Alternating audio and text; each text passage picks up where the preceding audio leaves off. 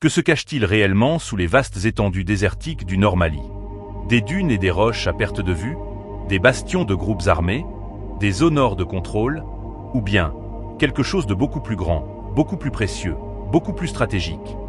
Pourquoi le Nord Mali est-il, depuis des décennies, au cœur des conflits, des convoitises et des interventions étrangères? Pourquoi des armées étrangères, des milices locales, des mouvements séparatistes, des groupes djihadistes, des trafiquants, des compagnies minières et des diplomates de grande puissance y croisent leurs intérêts avec tant d'intensité? Est-ce seulement une affaire de terrorisme? Ou bien se cache-t-il un tout autre enjeu, un enjeu que l'on évite de nommer publiquement? Le contrôle des ressources naturelles. Et pas n'importe lesquelles. Nous parlons ici de métaux précieux, terres rares, pétrole, gaz naturel, minerais stratégiques. Tout cela dans une région que l'on voudrait nous faire croire marginale, stérile ou abandonnée. Mais alors, quelles sont réellement les ressources du Nord malien? Quelles zones géologiques traversent le Mali et quelles richesses renferment-elles? Qui explore et qui exploite aujourd'hui? Quel est le lien entre ces ressources et l'insécurité permanente? Pourquoi certaines puissances étrangères s'activent-elles soudainement dans cette région? Et surtout, quel avenir pour l'économie malienne si l'État parvient à sécuriser et contrôler ses richesses? Ce que vous allez entendre dans cette vidéo, ce sont des faits, des cartes, des données confidentielles, mais aussi une analyse géopolitique rigoureuse, stratégique et patriotique. Alors si vous aussi, vous sentez que quelque chose de grand est en train de naître dans le Sahel, si vous croyez en la renaissance stratégique de notre continent, si vous voulez comprendre, anticiper et influencer l'avenir de nos nations, abonnez-vous maintenant à notre chaîne YouTube, activez la cloche pour ne rien manquer et partagez massivement cette vidéo. Commentez votre point de vue, votre analyse, vos propositions. Nous lisons tout, nous répondons à beaucoup.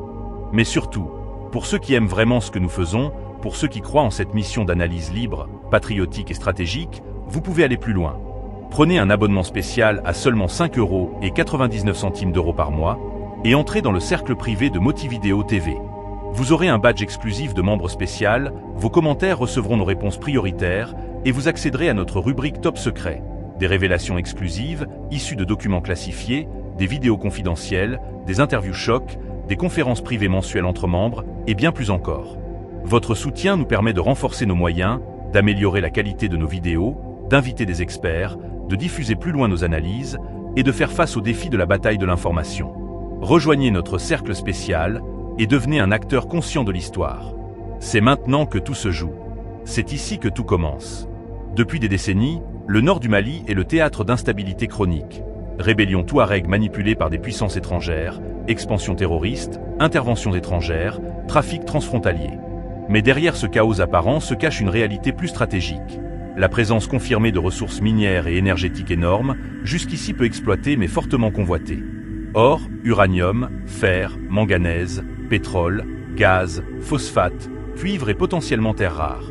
Ces ressources attirent autant les multinationales que les puissances étrangères.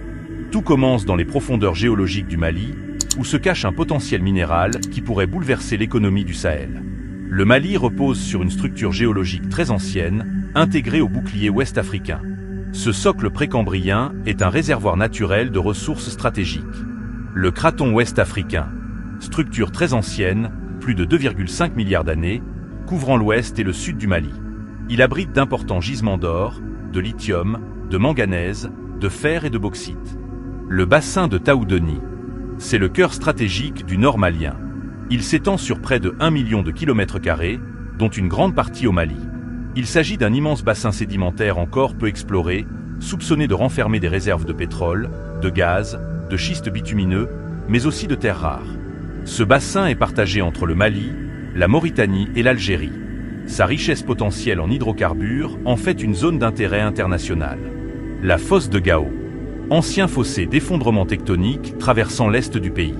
On y soupçonne des ressources fossiles, pétrole et gaz, ainsi que des nappes hydrogéologiques profondes. Sa position transfrontalière la rend stratégique pour les corridors économiques entre le Niger, le Burkina Faso et le Mali. Le massif de l'Adrar des Ifoghas, région de Kidal. Zone montagneuse granitique aux formations anciennes, contenant des pegmatites riches en minéraux rares. Des indices de lithium, coltan et autres métaux critiques y ont été signalés. La configuration géologique suggère un potentiel en terres rares encore non valorisé. Le bassin de Taoudeni est aujourd'hui considéré comme l'un des plus grands bassins sédimentaires inexplorés du monde. Plusieurs rapports confidentiels, français, américains, russes estime que son potentiel pétrolier et gazier pourrait rivaliser avec celui de certaines zones du golfe de Guinée. Quant aux formations rocheuses de Kidal, elles présentent des caractéristiques similaires aux gisements de lithium et de terres rares exploités ailleurs en Afrique. Cette structure géologique unique explique l'intérêt de la France pour maintenir une emprise sur Kidal via les groupes terroristes, de l'Algérie, qui cherche à contrôler le flanc sud de sa frontière et verrouiller l'accès à ce bassin, de la Chine et de la Russie, qui cherchent à sécuriser des zones d'exploration via des accords bilatéraux, des États-Unis, qui via Africom surveillent discrètement les évolutions dans cette zone charnière du Sahel. Le Nord Mali est donc bien plus qu'un désert en guerre.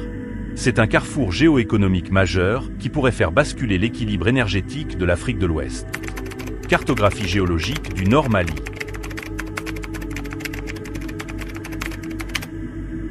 Répartition des ressources par région.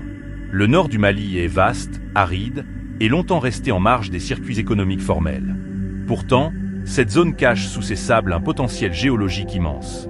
Les 5 régions principales du nord, Tombouctou, Taoudéni, Gao, Kidal, Ménaka, recèlent chacune des ressources spécifiques liées à leur histoire géologique.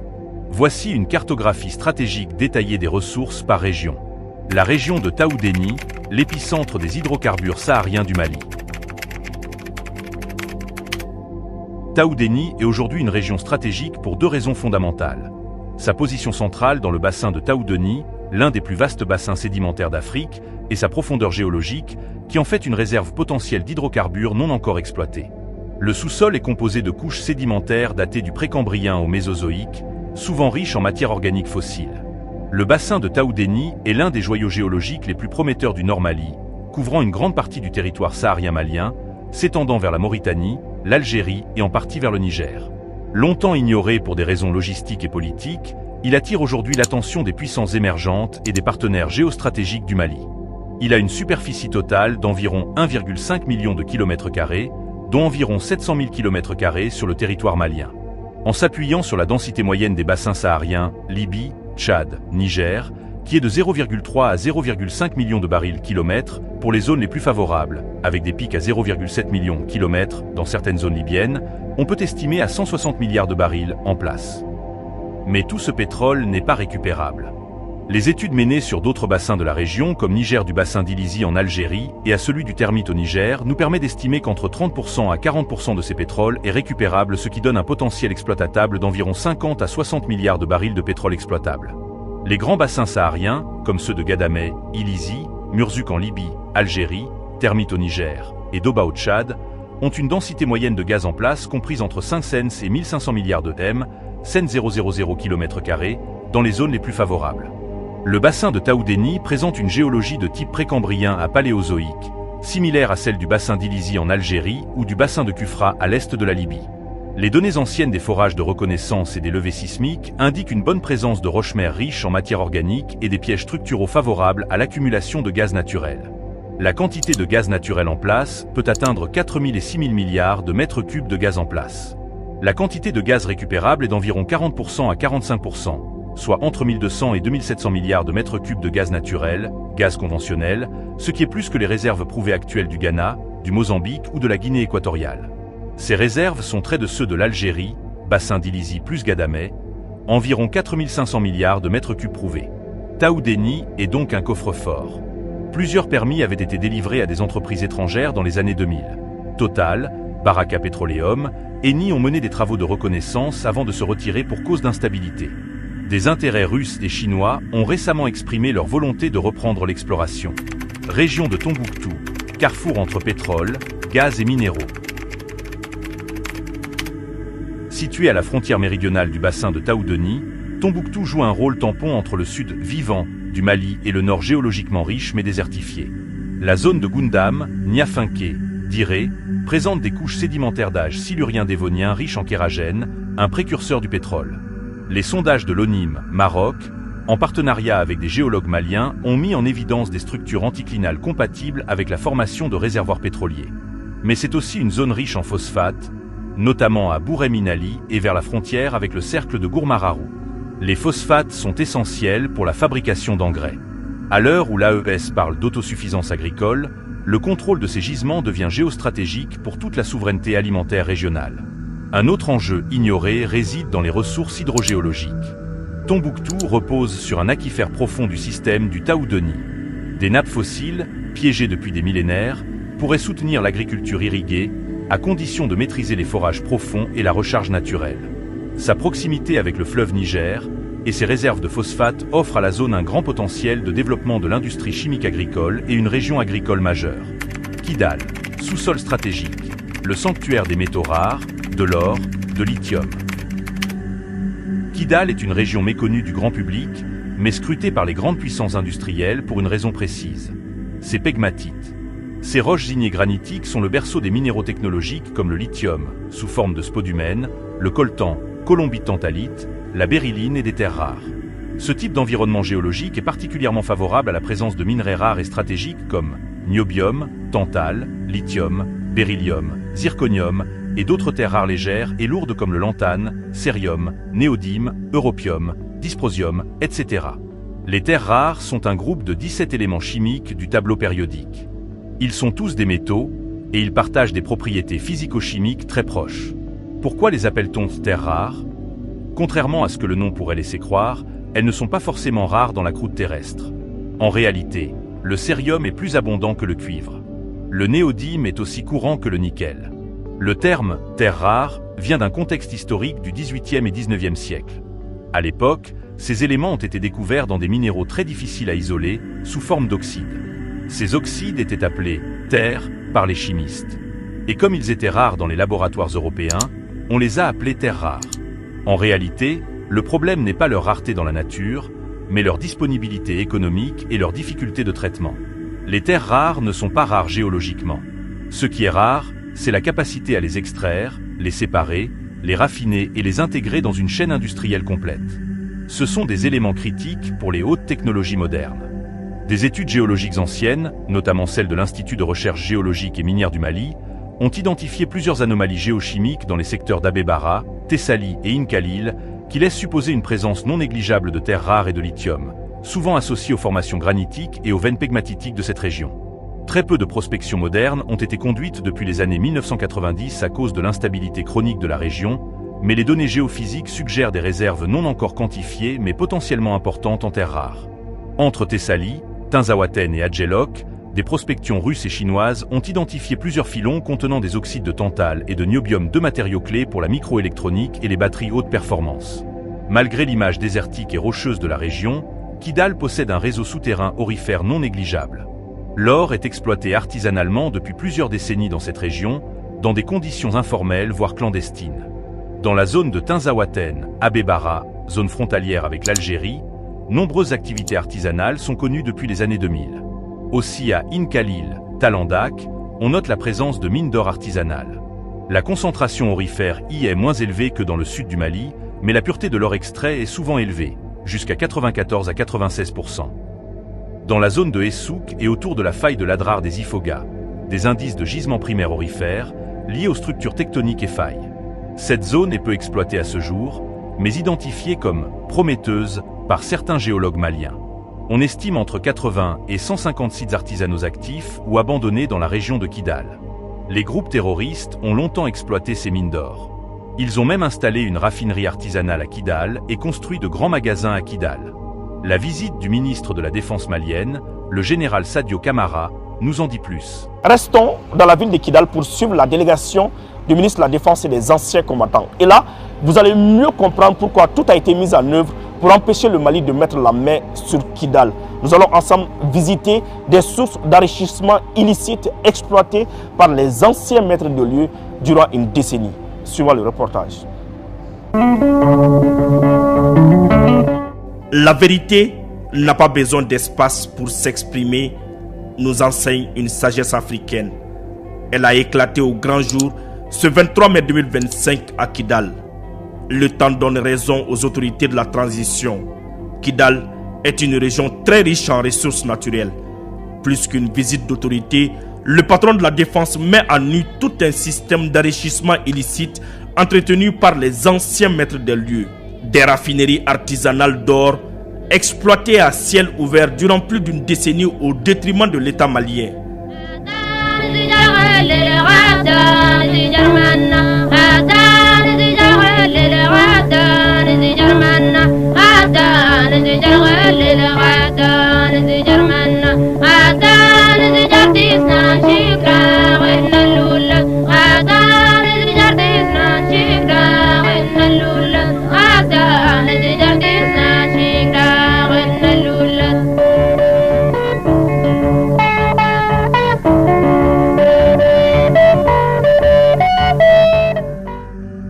général Camara, ministre chargé de la Défense, et sa délégation ont pu découvrir aussi des bâtiments inachevés qui étaient censés devenir le centre commercial des mouvements armés avec plus de 300 magasins.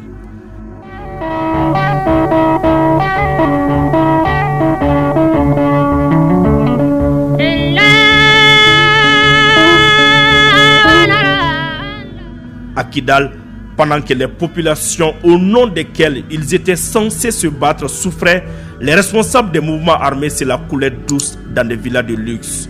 Des maisons désormais abandonnées depuis l'entrée de nos hommes à Kidal le 14 novembre 2023.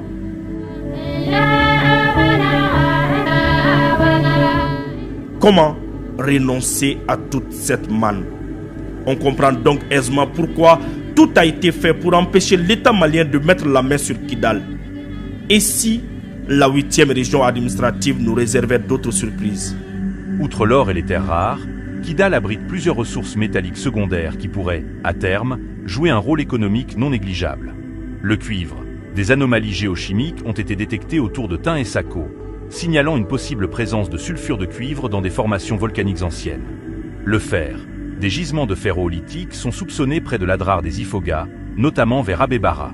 Le taux de fer pourrait atteindre 40 à 50%, avec une exploitation à ciel ouvert envisageable.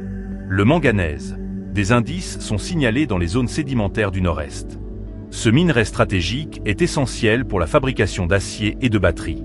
Ces ressources n'ont pas encore été étudiées de manière approfondie, mais elles confirment la diversité géologique du sous-sol kidalois. La région contient également des ressources non métalliques, potentiellement exploitables à des fins industrielles ou agricoles. Les phosphates, de possibles dépôts ont été identifiés dans les formations du Tilemsi, à l'extrémité sud de la région de Kidal. S'ils étaient confirmés, ils pourraient servir à produire des engrais locaux, en soutien à l'agriculture sahélienne. Les argiles et le kaolin, présents dans les zones de bas-fond, notamment autour des anciens oueds, ils pourraient alimenter l'artisanat local, céramique, briques ou des industries cosmétiques. Le sel, des cuvettes fermées dans l'est de la région, contiennent des dépôts évaporitiques qui pourraient être exploités à petite échelle. Certaines zones de Kidal pourraient également contenir des hydrocarbures non conventionnels. Dans le nord de Thessalie, des affleurements de schiste riches en matière organique, kérogène, ont été observés.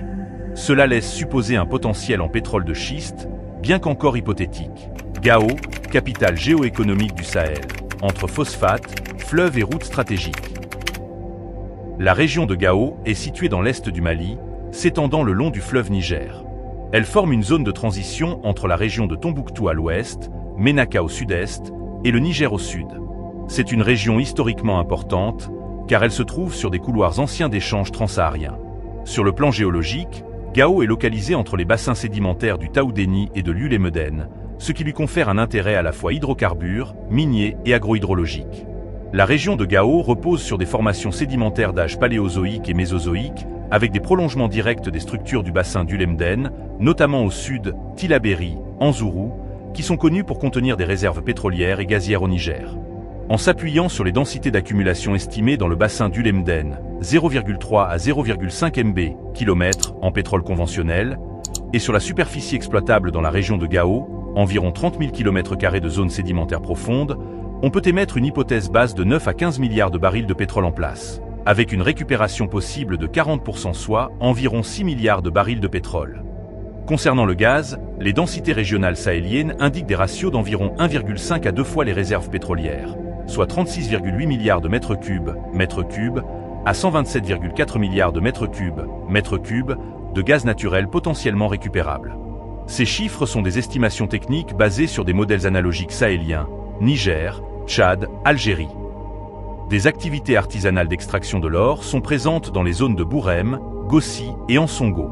Ces orpailleurs opèrent sur des filons primaires, veines de quartz aurifère, et sur des dépôts alluviaux anciens. On estime que des centaines de sites artisanaux sont en activité dans la région. Selon des données collectées entre 2005 et 2014, des gisements ont été signalés à l'état primaire dans les zones de Fafa et Tinhama. Le potentiel est estimé entre 10 et 50 tonnes d'or réparties sur plusieurs veines et poches. Des indices de fer hématitique et de manganèse ont été identifiés dans les zones de Tain et Sako et Tabancor. Il s'agit de dépôts de faible profondeur, ce qui pourrait permettre une exploitation à ciel ouvert. Les réserves ne sont pas encore quantifiées précisément, mais les structures géologiques sont similaires à celles de l'Aïr, Niger, et de l'Adrar, Algérie, où des formations riches en fer manganèse sont communes. Gao pourrait présenter des indices en lithium et coltan dans sa partie sud-est, vers Ménaka, au contact de formations granitiques anciennes. On note aussi la présence signalée cuivre, plomb et zinc dans des formations proches du socle dans le nord-est de la région. Le fleuve Niger traverse Gao, formant un axe vital pour l'irrigation, l'hydroélectricité et l'approvisionnement en eau. En complément, plusieurs nappes phréatiques profondes sont présentes dans la zone, notamment dans le bassin de l'Irazé-Tamena. Ces eaux sont très importantes pour l'agriculture de décrue et pour d'éventuels projets agro-industriels. La région de Ménaka, un sous-sol stratégique encore méconnu. Géologiquement, Ménaka est située à la convergence de deux grands ensembles. À l'ouest, les marges orientales du bassin de Taoudéni, et à l'est, l'extension occidentale du bassin du Termit-Tamena, l'un des plus riches en hydrocarbures du Niger. Cette dernière zone est déjà en exploitation avancée côté nigérien, notamment par la China National Petroleum Corporation, CNPC, qui a découvert plusieurs gisements totalisant plus d'1 milliard de barils. Sur le plan géologique, il existe une continuité stratigraphique et sédimentaire entre le sous-sol de Ménaka et celui du Niger oriental. Cela signifie que les mêmes couches géologiques riches en pétrole se prolongent probablement dans le sous-sol malien. En prenant une densité moyenne d'accumulation de pétrole dans les bassins sahariens, estimée entre 100 000 à 300 000 barils par kilomètre carré pour des bassins similaires en Algérie, au Niger ou au Tchad, et en considérant une superficie favorable d'environ 25 000 km² dans la région de Ménaka. Une estimation basse serait 2,5 milliards de barils à 7,5 milliards de barils pour les estimations hautes, avec possibilité de récupérer environ 3 milliards de barils de pétrole sur les 7,5 milliards estimés en place 120 et 450 milliards de mètres cubes de gaz naturel. Ces chiffres restent hypothétiques tant que des forages de reconnaissance ne sont pas réalisés. Mais d'un point de vue géologique, le potentiel est cohérent avec celui du bassin voisin de Termit. Mais nous donne un aperçu réel des véritables potentiels du Mali. La région de Ménaka n'est pas connue pour des mines industrielles, mais elle accueille un réseau dense de sites d'orpaillage artisanal, notamment autour de Tidermen, Inekar, Tinhama et vers les frontières du Niger. Ces exploitations sont souvent rudimentaires, mais elles drainent une main-d'œuvre importante venue d'autres régions du Mali et des pays voisins. L'or extrait est ensuite introduit dans des circuits informels et, dans bien des cas, échappe au contrôle fiscal de l'État. Plusieurs centaines de kilos sont drainés chaque année. Une quinzaine de sites actifs ou semi-actifs selon des données locales non officielles. Ce gisement aurifère est souvent lié à des formations précambriennes, similaires à celles du Liptako-Gourma, suggérant un potentiel d'extension vers Ménaka. En dehors de l'or, le sous-sol de Ménaka montre des indices minéralogiques secondaires, encore peu étudiés, mais dignes d'intérêt. Le fer, affleurements riches en fer sont visibles dans certaines zones du sud-est. Le manganèse, probable présence dans les roches sédimentaires du nord de Tinhama.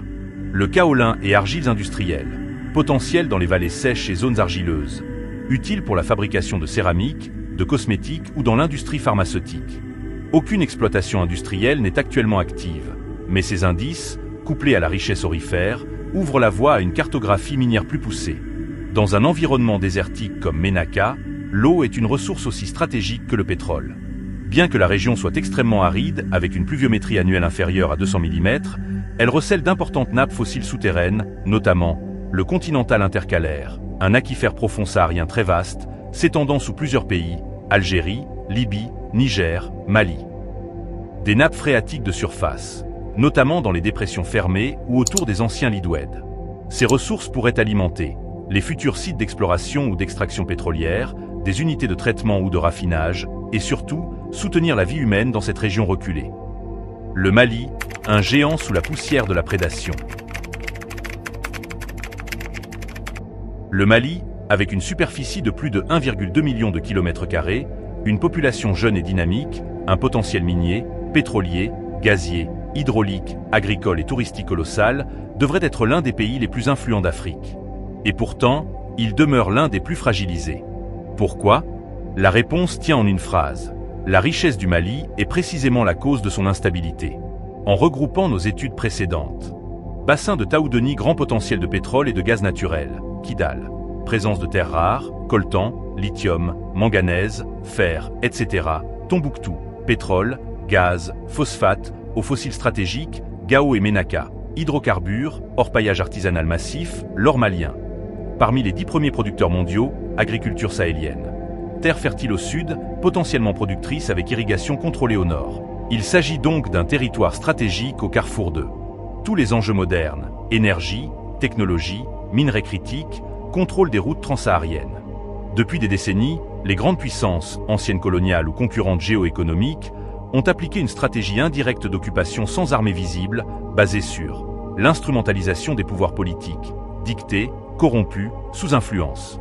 La création de zones grises avec des groupes armés pour empêcher tout recensement, toute cartographie ou exploitation des ressources. L'imposition de cadres législatifs miniers injustes sous couvert de coopération internationale. La dette et l'aide conditionnée, devenus des outils de contrôle économique. Résultat, la majorité du territoire malien a été longtemps sous tutelle militaire étrangère et sous contrôle terroriste. On ne développe pas un pays dont on ne contrôle pas le sol. On n'étudie pas un territoire instable. Le développement du Mali repose d'abord et avant tout sur la construction d'une grande armée nationale souveraine, capable d'assurer la sécurisation totale du territoire, du sud agricole au nord minier. Le démantèlement des zones d'influence étrangères déguisées en groupes terroristes. Le maillage territorial par des bases militaires régionales, des camps, des garnisons. La protection des projets miniers, pétroliers, agricoles, universitaires à venir. Il faut accentuer la construction de bases militaires dans l'extrême nord du pays. Créer des unités spéciales pour la protection des zones économiques et investir dans une industrie militaire locale. Ce pays n'est pas pauvre. Il a été affaibli. Ce peuple n'est pas incapable. Il a été trahi. La souveraineté militaire est la seule voie vers la souveraineté économique. Et la maîtrise des ressources naturelles est la seule voie vers le développement humain et culturel. Il est temps que le Mali, géant saharien aux pieds enchaînés, se lève. Pour son peuple. Pour l'AS. Pour l'Afrique. Le Mali a-t-il déjà engagé des démarches concrètes pour exploiter ses ressources naturelles? Depuis la transition patriotique initiée par le colonel Assimi Goïta, le Mali a engagé une politique de réappropriation souveraine de ses ressources naturelles, en rompant avec certains partenariats occidentaux, notamment français et canadiens, et en ouvrant la porte à de nouveaux partenaires comme la Russie, la Chine, la Turquie ou les Émirats arabes unis. Le Mali a signé des protocoles d'accord avec la Russie et la Turquie pour des travaux de sismique 2D, 3D, forage d'exploration et études géophysiques. Un partenariat discret est en cours avec des entreprises russes proches du complexe militaro-énergétique. Le gouvernement a renégocié plusieurs contrats avec des compagnies minières pour augmenter la part de l'État malien dans les bénéfices. Création d'un établissement public malien d'achat d'or qui renforce la souveraineté monétaire et commerciale. Le Mali contrôle presque tout son territoire. Des études géologiques préliminaires sont relancées avec l'appui de pays partenaires. Des discussions avancées existent avec la Chine concernant les terres rares et le lithium, à condition de sécuriser la zone durablement. Le bassin de Taoudéni et celui du Gourma, près de Gao et Tombouctou, sont aujourd'hui au centre d'accords de prospection et de recherche pétrolière, principalement avec des entreprises russes, chinoises. Le gouvernement a également commencé à revoir les permis miniers attribués aux entreprises étrangères sous les régimes précédents. La création d'une compagnie nationale des ressources minières et une banque d'investissement confédérale, avec le Burkina et le Niger dans le cadre de l'AES, s'inscrit dans cette même logique de reprise de contrôle sur les ressources naturelles de l'Alliance. Le gouvernement malien, sous la direction du colonel Assimi Goïta, a lancé des projets de construction et de réhabilitation de camps militaires dans plusieurs régions, notamment à Gao, Kidal et Tombouctou. Ces initiatives visent à renforcer la sécurité et à assurer un meilleur contrôle territorial. Par ailleurs, la Russie a renforcé sa présence militaire au Mali en étendant une base près de l'aéroport international Modibo Keïta à Bamako. Cette expansion, visible sur des images satellites, indique une collaboration accrue entre le Mali et la Russie dans le domaine de la sécurité. Au terme de cette longue exploration, une réalité s'impose à nous. Le nord du Mali, souvent réduit à un théâtre de guerre et de tensions, est en vérité un trésor géologique, énergétique, stratégique et civilisationnel. Des milliards de barils de pétrole potentiel, des centaines de milliards de mètres cubes de gaz, des gisements de terres rares et d'or artisanalement exploités, des phosphates stratégiques et des réserves aquifères d'envergure. Ce territoire immense est bien plus qu'un enjeu sécuritaire. Il est une clé pour l'avenir économique et géopolitique du Mali et du Sahel. Et pourtant, quelle ironie! Comment un pays aussi riche peut-il demeurer aussi pauvre? Comment peut-on parler de zone marginale alors qu'elle pourrait devenir un pôle énergétique, minier, agricole et touristique majeur de l'Afrique? La réponse tient en un mot, souveraineté. Tant que le Mali ne contrôlera pas pleinement ses frontières, ses ressources, ses infrastructures, ses alliances stratégiques et ses leviers militaires, ses richesses resteront des malédictions exploitées par d'autres. Mais le vent tourne. Le peuple malien se lève. l'armée malienne se déploie. Les institutions se réorganisent. Les projets miniers, pétroliers, d'exploration géologique, de bases militaires, de couverture territoriale avancée sont en train de s'implanter, lentement mais sûrement. La paix dans le Nord est plus qu'un objectif. C'est la condition fondamentale d'un avenir nouveau. Un avenir où le Mali pourrait passer de la dépendance à la puissance, de la périphérie au centre, de la division à l'unité. Alors, à vous maintenant, pensez-vous que le Mali pourra, dans les 5 à 10 ans à venir, exploiter pleinement ses richesses? Est-ce que la paix dans le Nord est enfin possible avec les nouvelles orientations stratégiques? Quelles solutions proposez-vous? Le Nord est-il plus riche que le Sud? Faut-il revoir notre vision de la carte du développement malien? Et vous, quelles seraient vos propositions pour que le Mali sorte de l'impasse et devienne une puissance souveraine? Dites-nous ce que vous en pensez en commentaire. Votre avis compte, vos idées comptent. Ce débat est le vôtre. Alors si vous aussi, vous sentez que quelque chose de grand est en train de naître dans le Sahel. Si vous croyez en la renaissance stratégique de notre continent. Si vous voulez comprendre, anticiper et influencer l'avenir de nos nations. Abonnez-vous maintenant à notre chaîne YouTube, activez la cloche pour ne rien manquer et partagez massivement cette vidéo autour de vous. Commentez votre point de vue, votre analyse, vos propositions. Nous lisons tout, nous répondons à beaucoup. Mais surtout, pour ceux qui aiment vraiment ce que nous faisons, pour ceux qui croient en cette mission d'analyse libre, patriotique et stratégique, vous pouvez aller plus loin. Prenez un abonnement spécial à seulement 5,99 € par mois et entrez dans le cercle privé de Motividéo TV.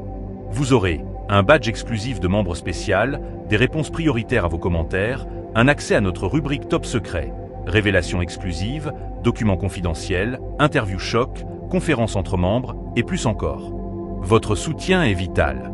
Il nous permet d'améliorer la qualité de nos vidéos, d'inviter des experts, de diffuser nos analyses plus loin et de tenir la ligne dans cette grande bataille de l'information.